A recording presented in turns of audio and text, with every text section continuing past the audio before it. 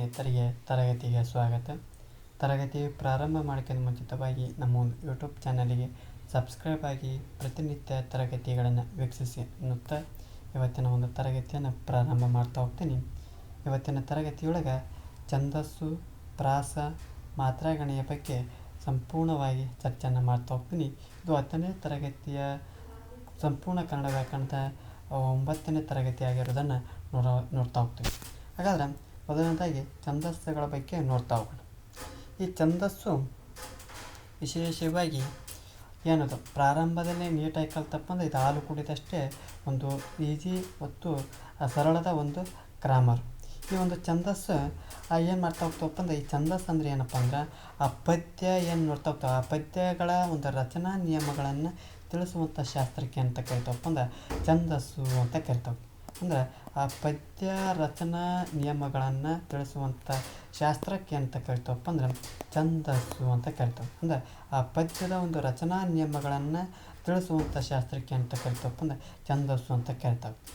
ಈ ಒಂದು 1ನೇ ನಾಗವರ್ಮ ಯಾರು? ಈ 1ನೇ ನಾಗವರ್ಮ ಕ್ರಿಸ್ತಶಕ 990 ಛಂದೋಂಬುದಿ ಯಾವ ಗ್ರಂಥ? ಛಂದೋಂಬುದಿ ಗ್ರಂಥದ ಮೂಲಕ ಏನು ಮಾಡ್ತಾ ಹೋಗ್ತಪ್ಪ ಅಂದ್ರೆ ಹಳೆಗನ್ನಡ ಮತ್ತು ನಡುಗನ್ನಡದ ಪದ್ಯ ಕಾವ್ಯಗಳು ಈ ಶಾಸ್ತ್ರವನ್ನು ಅನುಸರಿಸಿ ಏನು ಮಾಡ್ತಾ ಹೋಗ್ತಾನಪ್ಪ ಅಂದ್ರೆ ಬರಿತಾ ಹೋಗ್ತಾನೆ. ಯಾರು? 1ನೇ ನಾಗವರ್ಮ. 1ನೇ ನಾಗವರ್ಮ ಏನು ಮಾಡ್ತಾ ಹೋಗ್ತಾನಪ್ಪ ಅಂದ್ರೆ 990ರಲ್ಲಿ ಕ್ರಿಸ್ತಶಕ 990ರಲ್ಲಿ ತನ್ನ ಗ್ರಂಥ ಛಂದೋಂಬುದಿ ಯಾವ ರೀತಿ ಬರಿತಾ ಹೋಗ್ತಾನಪ್ಪ ಅಂದ್ರೆ ಹಳೆಗನ್ನಡ ಮತ್ತು ನಡುಗನ್ನಡದ ಪದ್ಯ ಕಾವ್ಯಗಳ ಒಂದು ಶಾಸ್ತ್ರದ ಅನುಸಾರವಾಗಿ ಏನು ಮಾಡ್ತಾ ಹೋಗ್ತಾನಪ್ಪ ಅಂದ್ರೆ ಆ ಕೃತಿ ಅಥವಾ ಗ್ರಂಥಗಳನ್ನು ಬರಿತಾ ಹೋಗ್ತಾನೆ. ಜೊತೆಗೆ ಈ ಛಂದಶಾಸ್ತ್ರವನ್ನು ಏನು ಮಾಡ್ತಾ ಹೋಗ್ತಾರಪ್ಪ ಅಂದ್ರೆ 3 ವಿಭಾಗಗಳನ್ನಾಗಿ ಮಾಡ್ತಾ ಹೋಗ್ತಾರೆ. ಯಾವ ರೀತಿ? ಒಂದನೇದು ಪ್ರಾಸ, ಇನ್ನೊಂದು ಯತಿ, ಇನ್ನೊಂದು ಗಣ ಅಂತಂದು ವರ್ಗೀಕರಣವನ್ನು ಮಾಡ್ತಾ ಹೋಗ್ತಾರೆ. ಪ್ರಾಸ, ಯತಿ, ಗಣ ಅಂತಂದು 3 ರೀತಿಯ ವರ್ಗೀಕರಣವನ್ನು ಛಂದಶಾಸ್ತ್ರದೊಳಗೆ ನೋಡ್ತಾ ಹೋಗೋಣ. ಮೊದಲನೇದಾಗಿ ಈ ಪ್ರಾಸದ ಬಗ್ಗೆ ನೋಡ್ತಾ ಹೋಗೋಣ. ಪ್ರಾಸ ಅಂದರೆ ಏನಪ್ಪ ಅಂದ್ರೆ ಪದ್ಯದ ಪ್ರತಿ ಸಾಲಿನ 1 ಮತ್ತು 2ನೇ ಸ್ವರಗಳ ಮಧ್ಯದಲ್ಲಿ ಒಂದೇ ಜಾತಿಯ ವ್ಯಂಜನವಿದ್ದರೆ ಅದನ್ನು ಆದಿ ಪ್ರಾಸ ಅಂತ ಹೇಳ್ತಾ ಹೋಗ್ತೀವಿ. ಜೊತೆಗೆ ಪ್ರತಿ ಪಾದದ ಕೊನೆಯಲ್ಲಿ ಒಂದೇ ಜಾತಿಯ ವ್ಯಂಜನವಿದ್ದರೆ ಅದನ್ನು ಅಂತ್ಯಪ್ರಾಸ ಅಂತ ಹೇಳ್ತಾ ಹೋಗ್ತೀವಿ. ಕೆಲವೊಮ್ಮೆ ಅಪರೂಪಕ್ಕೆ ಸಾಲಿನ ಮಧ್ಯದಲ್ಲಿ ಪ್ರಾಸಾಕ್ಷರಗಳು ಬರ್ತಾ ಹೋಗ್ತವೆ. ಅವುಗಳನ್ನ ಏನಂತ ಕರಿತಾವಪ್ಪ ಅಂದ್ರೆ ಮಧ್ಯಪ್ರಾಸ ಅಂತಂದು ಕರಿತಾ ಹೋಗ್ತೀವಿ. ಇಂಗ್ಲೀಷ್ನೊಳಗೆ ರೈಮ್ಸ್ ವರ್ಡ್ಸ್ ಅಂತ ಕರಿತಾ ಹೋಗ್ತೀವಿ. ಅಂದರೆ ಒಂದೇ ಪದಗಳು ಒಂದೇ ಇವುಗಳನ್ನ ಏನಂತ ಕರಿತಾವಪ್ಪ ಅಂದ್ರೆ ಪ್ರಾಸಾಕ್ಷರಗಳು ಅಂತ ಕರಿತಾ ಹೋಗ್ತೀವಿ. ಈ ಪ್ರಾಸದೊಳಗೆ ಏನು ಮಾಡ್ತಾ ಹೋಗ್ತಾವಪ್ಪ ಅಂದ್ರೆ ಅಲ್ಲಿ ಕೂಡ ವಿಧಗಳನ್ನು ನೋಡ್ತಾ ಹೋಗ್ತೀವಿ. ಯಾವ ರೀತಿ? ಸಿಂಹಪ್ರಾಸ, ಗಜಪ್ರಾಸ, ವೃಷಭಪ್ರಾಸ, ಜೊತೆಗೆ ಅಜಪ್ರಾಸ, ಶರಭಪ್ರಾಸ ನೋಡ್ತಾ ಹೋಗ್ತೀವಿ. ಯಾವುದ್ರೊಳಗೆ?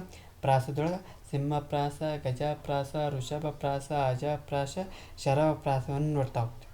ಅಂದ್ರೆ ಈ ಪ್ರಾಸಾಕ್ಷರದೊಳಗೆ ಇವನು ಯಾವ ರೀತಿ ನೋಡ್ತಾ ಹೋಗ್ತಾವಪ್ಪ ಅಂದ್ರೆ ಸಿಂಹಪ್ರಾಸ ಯಾವ ರೀತಿ ನೋಡ್ತಾ ಹೋಗ್ತಾವಪ್ಪ ಅಂದ್ರೆ ಆ ಪ್ರಾಸಾಕ್ಷರಗಳು ಬಂದಿರ್ತಾವಲ್ಲ ಆ ಪ್ರಾಸಾಕ್ಷರ ಹಿಂದಿನ ಸ್ವರವು ಏನಾದರೂ ರಸ್ವ ಸ್ವರ ಆಗಿದ್ರೆ ಅವುಗಳನ್ನ ಏನಂತ ಕರಿತಾವಪ್ಪ ಅಂದ್ರೆ ಸಿಂಹ ಪ್ರಾಸ ಅಂತ ಕರಿತಾ ಹೋಗ್ತೀವಿ. ಅಂದ್ರೆ ಈ ಒಂದು ಪ್ರಾಸಗಳು ಈ ಒಂದೇ ಏನು ಆದಿಪ್ರಾಸದೊಳಗೆ ಪ್ರಾರಂಭದೊಳಗೆ ಯಾವುದಾದ್ರೂ ಒಂದು ಪದ ಪ್ರಾಸಾಕ್ಷರಗಳು ಬಂದಿತ್ತಪ್ಪ ಅಂದ್ರೆ ಆ ಪ್ರಾಸಾಕ್ಷರದ ಹಿಂದಿನ ಸ್ವರವು ರಸ್ವ ಸ್ವರ ಆಗಿತ್ತಪ್ಪ ಅಂದ್ರೆ ಅದನ್ನ ಏನಂತ ಕರಿತಪ್ಪ ಅಂದ್ರೆ ಇದು ಸಿಂಹಪ್ರಾಸ ಅಂತಂದು ಕರಿತಾವೆ. ಅದೇ ರೀತಿ ಏನು ದೀರ್ಘ ಸ್ವರ ಬಂತಪ್ಪ ಅದನ್ನು ಯಾವ ಪ್ರಾಸ ಅಂತ ಕರಿತೀವಿ? ಗಜಪ್ರಾಸ ಅಂತ ಕರಿತಾ ಹೋಗ್ತೀವಿ.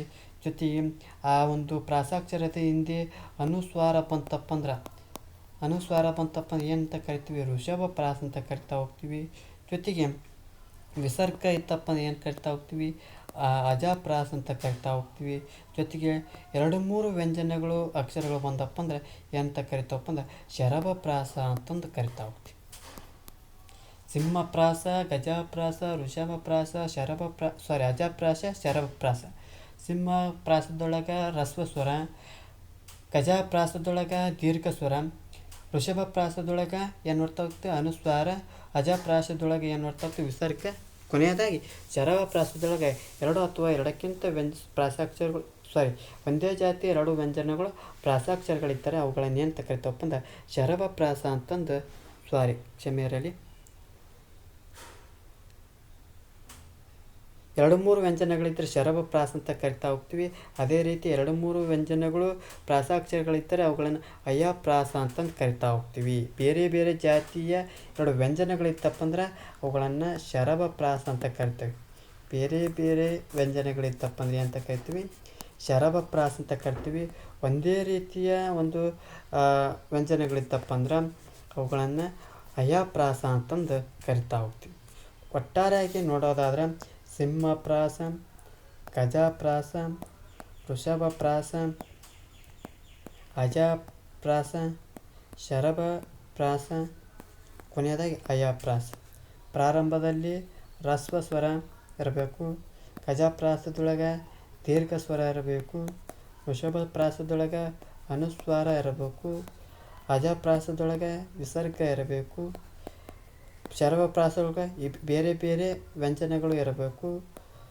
ಅಯ್ಯಾಪ್ರಾಸದೊಳಗೆ ಒಂದೇ ಜಾತಿಯ ವ್ಯಂಜನಗಳು ಇರಬೇಕು. ಇದಿಷ್ಟೇನಪ್ಪ ಅಂದರೆ ಪ್ರಾಸಕ್ಕೆ ಸಂಬಂಧಪಟ್ಟ ಪ್ರಾಸದ ವಿಧಗಳ ಒಂದು ಮಾಹಿತಿ ಆಗ್ತದೆ.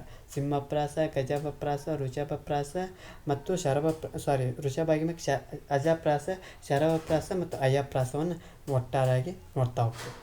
ಮತ್ತು ಇದು ಎಷ್ಟೇನಪ್ಪ ಪ್ರಾಸದ ಬಗ್ಗೆ ಮಾಹಿತಿ ಆಗ್ತದೆ. ಮುಂದುವರೆದು ಮಾತ್ರಾಗಣದ ಬಗ್ಗೆ ಚರ್ಚೆಯನ್ನು ಮಾಡ್ತಾವೆ. ಈ ಮಾತ್ರಾಗಣ ಅಂದರೆ ಏನಪ್ಪ ಅಂದ್ರೆ, ಈ ಮಾತ್ರಾಗಣದಕ್ಕಿಂತ ಮುಂಚಿತವಾಗಿ ನಾವು ಮಾತ್ರೆಗಳ ಬಗ್ಗೆ ಏನು ಮಾಡ್ತಾ ಹೋಗ್ಬೇಕು, ತಿಳ್ಕೊಳ್ತಾ ಹೋಗ್ಬೇಕು. ಮಾತ್ರೆ ಅಂದರೆ ಏನಪ್ಪ ಅಂದ್ರೆ ಒಂದು ಅಕ್ಷರವನ್ನು ಉಚ್ಚರಿಸಲು ಬೇಕಾದಂಥ ಕಾಲವನ್ನು ಏನಂತ ಕರಿತಪ್ಪ ಅಂದ್ರೆ ಮಾತ್ರೆ ಅಂತಂದು ಕರಿತಾ ಹೋಗ್ತೀವಿ. ಈ ಮಾತ್ರೆಗಳ ಒಂದು ಆಧಾರದಿಂದ ಏನು ಮಾಡ್ತಾ ಹೋಗ್ತಾರೆ, ಗಣ ವಿಭಾಗ ಮಾಡ್ತಾ ಹೋಗ್ತಾರೆ. ಈ ಗಣ ವಿಭಾಗ ಮಾಡೋದನ್ನು ಏನಂತ ಕರಿತವಪ್ಪ ಅಂದರೆ ಮಾತ್ರಾಗಣ ಅಂತಂದು ಕರಿತಾ ಹೋಗ್ತೀವಿ. ಏನು ಒಂದು ಅಕ್ಷರವನ್ನು ಉಚ್ಚರಿಸಬೇಕಾದ ಒಂದು ಕಾಲವನ್ನು ಏನಂತ ಕರಿತವಪ್ಪ ಅಂದ್ರೆ ಮಾತ್ರೆ ಅಂತ ಕರಿತಾ ಹೋಗ್ತೀವಿ. ಈ ಮಾತ್ರೆಗಳ ಒಂದು ಆಧಾರದ ಮೂಲಕ ಏನು ಮಾಡ್ತಾವೆ, ಗಣ ವಿಭಾಗ ಮಾಡ್ತಾ ಹೋಗ್ತೀವಿ. ಈ ಗಣವನ್ನು ವಿಭಾಗ ಮಾಡಿದಂಥ ನಂತರ ಮಾತ್ರಾಗಣ ಅಂತಂದು ಕರಿತಾ ಹೋಗ್ತೀವಿ. ಈ ಗಣಗಳನ್ನು ಯಾವ ರೀತಿ ವಿಂಗಡಣೆ ಮಾಡ್ತಾ ಹೋಗ್ತಾರೆ, 3 ಗಣಗಳಾಗಿ, 3 ಮಾತ್ರೆಯ ಗಣಗಳಾಗಿ, 4 ಮಾತ್ರೆಯ ಗಣಗಳಾಗಿ, 5 ಮಾತ್ರೆಯ ಗಣಗಳಾಗಿ ವಿಂಗಡಣೆ ಮಾಡೋದನ್ನು ಕಂಡುಬರೋದನ್ನು ನೋಡ್ತಾ ಹೋಗ್ತೀವಿ. ವಿಶೇಷವಾಗಿ ಷಟ್ಪದಿಯೊಳಗೆ 3 ಮಾತ್ರೆಯ ಗಣಗಳು 3 ಮತ್ತು 6ನೇ ಸಾಲಿನ ಒಂದು ಅಕ್ಷರವನ್ನು ಬಿಟ್ಟು ಅಲ್ಲಿ ವಿಶೇಷವಾಗಿ ಮಾತ್ರೆಗಳನ್ನು ನೋಡ್ತಾ ಹೋಗ್ತೀವಿ. ಹಾಗಾದರೆ ಈ ಒಂದು ಮಾತ್ರೆಗಳಲ್ಲಿ ಎಷ್ಟು ವಿಧಗಳನ್ನು ನೋಡ್ತಾ ಹೋಗ್ತಪ್ಪ ಅಂದರೆ 2 ವಿಧಗಳನ್ನು ನೋಡ್ತಾ ಹೋಗ್ತೀವಿ. ಒಂದನೇದು ಗುರು ಅಂತ ನೋಡ್ತಾ ಹೋಗ್ತೀವಿ, ಎರಡನೇದು ಲಘು ಅಂತ ನೋಡ್ತಾ ಹೋಗ್ತೀವಿ. ಈ ಗುರುಕ್ಕೆ ಈ ಒಂದು ಚಿಹ್ನೆ ಮೈನಸ್ ಚಿಹ್ನೆ ಅಂತ ಕೊಡ್ತಾ ಹೋಗ್ತೇವೆ. ಲಘುಕ್ಕೆ ಯು ಆಕಾರದ ಒಂದು ಚಿಹ್ನೆಯನ್ನು ಕೊಡ್ತಾ ಹೋಗ್ತೇವೆ. ಇದರ ಬೆಲೆ ಎಷ್ಟಪ್ಪ ಅಂದರೆ 2 ರೂಪಾಯಿ, ಇದರ ಬೆಲೆ ಎಷ್ಟಪ್ಪ ಅಂದ್ರೆ 1 ರೂಪಾಯಿ ಅಂತ ನೆನಪಿಟ್ಟವು. ಮಾತ್ರೆಗಳಲ್ಲಿ ಎಷ್ಟು ವಿಧಗಳನ್ನು ನೋಡ್ತಾ ಹೋಗ್ತೀವಿ, 2 ವಿಧಗಳನ್ನು ನೋಡ್ತಾ ಹೋಗ್ತೀವಿ. ಒಂದನೇದು ಗುರು, ಎರಡನೇದು ಲಘು. ಗುರುಕ್ಕ ಮೈನಸ್ ಚಿಹ್ನೆ, ಲಘುಕ್ಕ ಯು ಚಿಹ್ನೆ. ಇದರ ಬೆಲೆ 2 ರೂಪಾಯಿ, ಇದರ ಬೆಲೆ 1 ರೂಪಾಯಿ ಅಂತಂದು ನೋಡ್ತಾ ಹೋಗ್ಬೇಕು. ಹಾಗಾದರೆ ಇವು ಲಘು ಗುರುಗಳನ್ನು ಹಾಕುವುದು ಯಾವ ರೀತಿ ಅನ್ನೋದನ್ನು ನೋಡೋದಾದರೆ, ಮೊದಲನೇದಾಗಿ ಈ ಅಕ್ಷರಗಳನ್ನು ಯಾವಾಗ ಗುರು ಲಘು ಯಾವಾಗ ಆಗ್ತಾವಪ್ಪ ಅಂದ್ರೆ, ಮೊದಲನೇದಾಗಿ ಈ ಒಂದು ಲಘು ಯಾವಾಗ ಆಗ್ತಾವಪ್ಪ ಅಂದ್ರೆ, ಒಂದು ಮಾತ್ರ ಕಾಲದಲ್ಲಿ ಉಚ್ಚರಿಸಲ್ಪಡುವಂಥ ಅಕ್ಷರಗಳಿಗೆ ಈ ಒಂದು ಲಘು ಅಂತ ಕರಿತಾ ಹೋಗ್ತಾರೆ. ಹಾಗಾಗಿ ಆ ಒಂದು ಪದಗಳು ಕಂಡು ಬಂದಪ್ಪ ಅಂದರೆ ಲಘು ಚಿಹ್ನೆಯನ್ನು ಬಳಕೆ ಮಾಡ್ತಾ ಹೋಗ್ಬೇಕು. ಜೊತೆಗೆ 2 ಅಥವಾ 2ಕ್ಕಿಂತ ಮಾತ್ರ ಕಾಲದಲ್ಲಿ ಉಚ್ಚರಿಸಲ್ಪಡುವಂಥ ಅಕ್ಷರಗಳನ್ನು ಗುರು ಅಂತ ಕರಿತಾ ಹೋಗ್ತೀವಿ. ಆ ಒಂದು ಸಂದರ್ಭದೊಳಗೆ ಈ ಚಿಹ್ನೆಯನ್ನು ಬಳಕೆ ಮಾಡ್ತಾ ಹೋಗ್ಬೇಕು. ಲಘುವನ್ನು ಯು ಚಿಹ್ನೆ, ಗುರುವನ್ನು ಮೈನಸ್ ಚಿಹ್ನೆ ಅಂತ ಗುರುತಿಸ್ತಾ ಹೋಗ್ತಾರೆ. ಗುರು ಲಘುಗಳ ಒಂದು ಪದ್ಯದಲ್ಲಿ ಗುರುತಿಸುವಂಥ ಪ್ರಕ್ರಿಯೆಯನ್ನು ಏನಂತ ಕರಿತಾವಪ್ಪ ಅಂದ್ರೆ ಪ್ರಸ್ತಾರ ಹಾಕುವುದು ಅಂತಂದು ಕರಿತಾ ಹೋಗ್ತೀವಿ. ಹಾಗಾದರೆ ಈ ಒಂದು ಗುರು ಎನ್ನಿಸುವಂಥ ಅಕ್ಷರಗಳನ್ನು ನೋಡೋದಾದ್ರೆ, ಒಂದನೇದು ಗುರು ಆಗಬೇಕಪ್ಪ ಅಂದ್ರೆ ಲಘು ಹೇಳಿದ್ದೆ. ಲಘು ಆಗ್ಬೇಕಪ್ಪ ಅಂದ್ರೆ ಒಂದು ಮಾತ್ರ ಕಾಲದಲ್ಲಿ ಉಚ್ಚರಿಸಲ್ಪಡುವಂಥ ಅಕ್ಷರಗಳು ಕಂಡು ಬಂದಪ್ಪ ಅಂದ್ರೆ ಅವು ಏನಪ್ಪ ಅಂದ್ರೆ ಲಘು ಆಗ್ತಾವೆ. ಈ ಕ ಮತ್ತು ಕಿ ಇವು ಏನಪ್ಪ ಅಂದ್ರೆ ಒಂದು ಮಾತ್ರ ಕಾಲದಲ್ಲಿ ಉಚ್ಚರಿಸಲ್ಪಡುವಂಥ ಅಕ್ಷರಗಳು. ಇವುಗಳ ಮೇಲೆ ಏನು ಮಾಡ್ತಾ ಹೋಗ್ತೀವಿ, ಲಘು ಚಿಹ್ನೆಯನ್ನು ಬಳಕೆ ಮಾಡೋದನ್ನು ಗಮನಿಸ್ತಾ ಹೋಗ್ತೀವಿ. ಆದರೆ ಗುರು ಎನ್ನಿಸುವಂಥ ಲಕ್ಷಣಗಳು ನೋಡೋದಾದರೆ, ಮೊನ್ನೆದು ದೀರ್ಘ ಸ್ವರಗಳನ್ನು ನೋಡ್ತಾ ಹೋಗ್ತೀವಿ. ಏಕು ಅಂತ ನೋಡ್ತಾ ಹೋಗ್ತೀವಿ. ಏಕು ಅನ್ನೋದು ದೀರ್ಘ ಸ್ವರಗಳು. ರಾಜು, ಈ, ಕೈ, ಸೋಟು ಇವು ಏನಪ್ಪ ದೀರ್ಘ ಸ್ವರಗಳು. ಸೋಟು ಅನ್ನೋದು ಲಘು. ಒತ್ತಕ್ಷರ ಹಿಂದಿನ ಅಕ್ಷರ ಯಾವುದಾದ್ರೂ ಒತ್ತಕ್ಷರ ಕಂಡು ಬಂದಪ್ಪ ಅಂದ್ರೆ ಒತ್ತಕ್ಷರದ ಹಿಂದಿನ ಅಕ್ಷರ ಏನಾಗ್ತದಪ್ಪ ಅಂದರೆ ಏನಾಗ್ತೈತಿ ಗುರು ಆಗ್ತೈತಿ. ಇದು ಒತ್ತಕ್ಷರ ಹಿಂದಿನ ಅಕ್ಷರ ಏನಾದ ಗುರು ಆಗ್ತೈತಿ.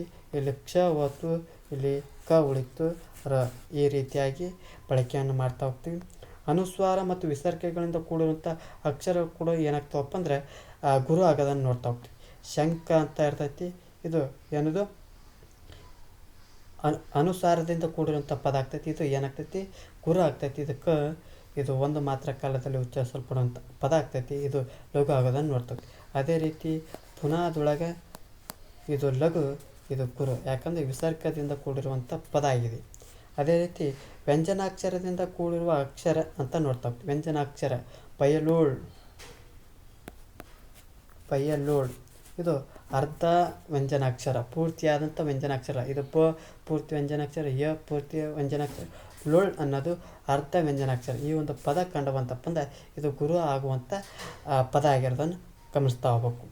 ಜೊತೆಗೆ ಷಟ್ಪದಿಯೊಳಗೆ 3 ಮತ್ತು 6ನೇ ಒಂದು ಪಾದದ ಕೊನೆಯ ಅಕ್ಷರ ಇರ್ತೈತಲ್ಲ, ಅದು ಲಘು ಆಗಿದ್ರೂ ಕೂಡ ಗುರು ಆಗೋದನ್ನು ವಿಶೇಷವಾಗಿ ಲಕ್ಷಣ ಆಗಿರ್ತೈತಿ.